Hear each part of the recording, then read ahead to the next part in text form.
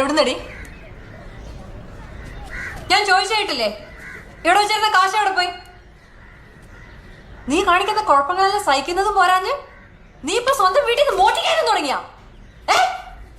ആ തുളസി ഇവിടെ വന്ന് പറഞ്ഞിട്ട് പോയി വർത്താനം നീ കേട്ടാ? ആ കാശ് ഞാൻ ഇനി എവിടെ എടുത്തു കൊടുക്കും? എനിക്കറിയാം അമ്മ ഇങ്ങനെ കാശുണ്ടാക്കണേന്ന്. അമ്മ ഇങ്ങനെ കാശുണ്ടാക്കുന്നതൊക്കെ അറിയാവുന്നേ. ഞാൻ കണ്ട് അമൃതയുടെ സ്കൂട്ടറിൽ കറങ്ങി നടക്കണത്.